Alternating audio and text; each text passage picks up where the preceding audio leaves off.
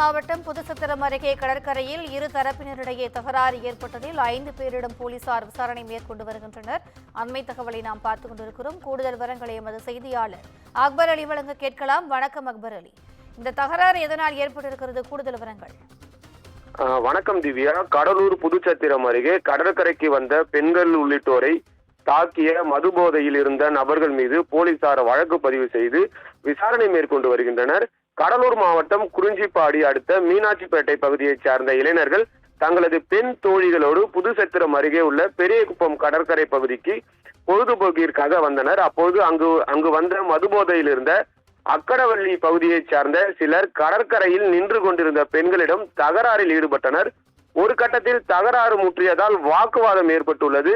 இந்நிலையில் அவர்களுடன் வந்த இளைஞர்கள் மற்றும் அங்கிருந்த சிலர் தகராறில் ஈடுபட்ட போதை ஆசாமிகளை தட்டி கேட்டதால் ஆத்திரமடைந்த அக்கடவள்ளி பகுதியைச் சார்ந்த மதுபோதையில் இருந்த நபர்கள் தாக்குதலில் ஈடுபட்டனர். பதிலுக்கு இவர்களும் தாக்குதலில் ஈடுபட்டதால் இருதரப்பும் ஒருவருக்கு ஒருவர் கடுமையாக தாக்கிக் கொண்டனர்.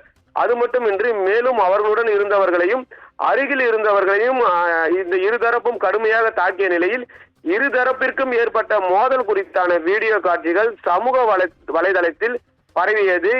இந்த தாக்குதல் சம்பவம் பெரும் அதிர்ச்சியை ஏற்படுத்தியது.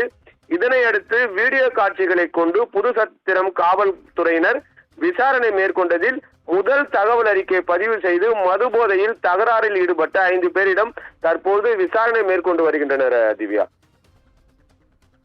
கூடுதல் விவரங்களுக்கு நன்றி அக்பர் அலி.